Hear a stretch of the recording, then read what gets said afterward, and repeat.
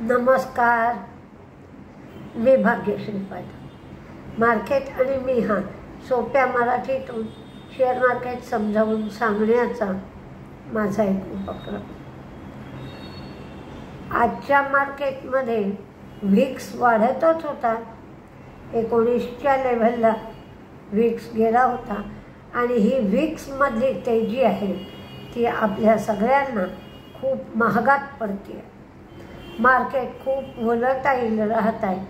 त्यामुळे तुम्ही एखादी ऑर्डर विकण्यासाठी टाकली किंवा एखादी खरेदी करण्यासाठी टाकली तर ती एक्झिक्यूटसुद्धा होत नाही आहे, कारण तेवढ्या 1 मिनिटामध्ये किंवा अर्ध्या मिनिटामध्ये तो भाव बदलून जातो आहे. आणि तुम्ही जो नंबर लावलेला असतो तुमचा नंबर आला पाहिजे तरच ऑर्डर एक्झिक्यूट होते. एकदम भाव बदलला की ऑर्डर एक्झिक्यूट होत नाही. हा आज खूप त्रास होताना जाणवला. 15 तारखेपर्यंत भरपूर रिझल्ट येत राहतात. त्यामुळे आजही तसेच पुष्कळ रिझल्ट आले, पण आजच्या मार्केटमध्ये तेवढी भयानकता कालच्या मार्केट एवढी दिसली नाही. बजाज हिंदुस्थानचा रिझल्ट लागला. बजाज हिंदुस्थानचं प्रॉफिट कमी झालं, रेव्हेन्यू कमी झालं. लाल पाथ लॅबनी 6 रुपये डिव्हिडंड दिला. प्रॉफिट वाढलं, रेव्हेन्यू वाढलं, मार्जिन कमी झालं. कल्याणी स्टीलचं प्रॉफिट कमी झालं, रेव्हेन्यू वाढलं, त्यांनी 10 रुपये डिव्हिडंड दिला. सफायरचं प्रॉफिट कमी झालं, रेव्हेन्यू वाढलं, मार्जिनही वाढलं.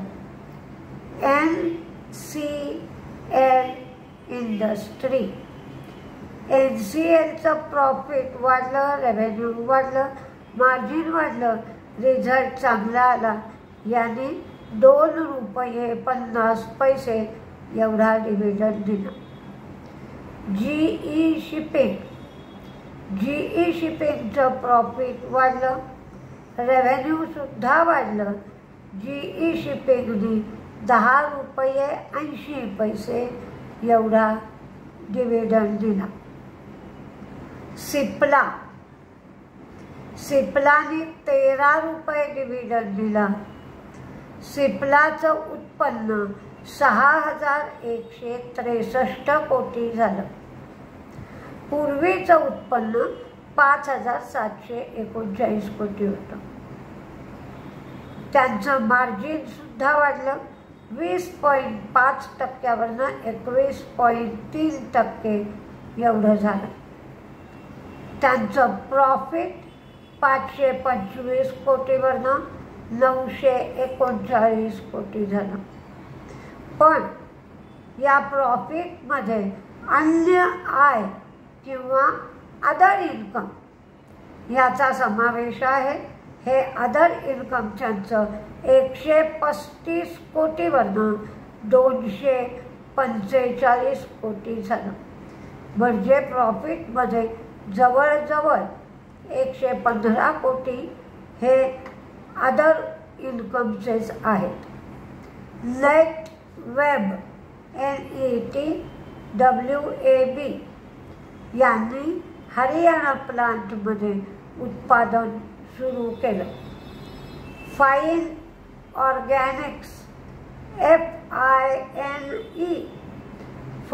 ऑर्गॅनिक्स यांचे प्रॉफिट कमी झालं, रेव्हेन्यू कमी झालं.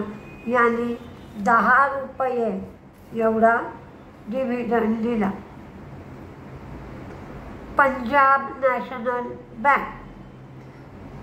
नॅशनल बँकेचे NPA कमी झाले, ग्रॉस NPA पण कमी झाले, नेट NPA पण कमी झाले. नेट इंटरेस्ट मार्जिन हे मात्र 3.15 एवढं झालं. त्यांनी लिम गायडन्स जो दिला आहे तो 2.9% ते 3% एवढा दिलाय आणि कासा वाढवण्यावर आमचा फोकस असेल असं सांगितलं. पॉलीकॅबचा रिझल्ट सुंदर आला. मार्केटमध्ये चांगला रिस्पॉन्स मिळाला. पॉलीकॅबचं प्रॉफिट वाढलं, रेव्हेन्यूसुद्धा वाढलं. त्यांचं मार्जिन 13.6% एवढं आलं आणि 30 रुपये एवढा डिव्हिडंड पॉलीकॅबने दिला. पॉलीकॅबचा शेअर जवळजवळ 6,360 या लेवलला पोचला होता. हेस्टर बायोचं प्रॉफिट वाढलं, रेव्हेन्यू वाढलं, मार्जिनही वाढलं. हेस्टर बायोने 6 रुपये डिव्हिडंड दिला. RVNLला साऊथ ईस्ट सेंट्रल प्रोजेक्टसाठी ती L1 बिडर झाली. बरेच दिवसांनी व्यंकीज प्रॉफिटमध्ये आले. व्यंकीजचं प्रॉफिट वाढलंय, त्यांचं रेव्हेन्यू मात्र कमी झालंय. त्यांचं मार्जिनसुद्धा वाढलंय आणि व्यंकीजने 7 रुपये डिव्हिडंड दिलाय.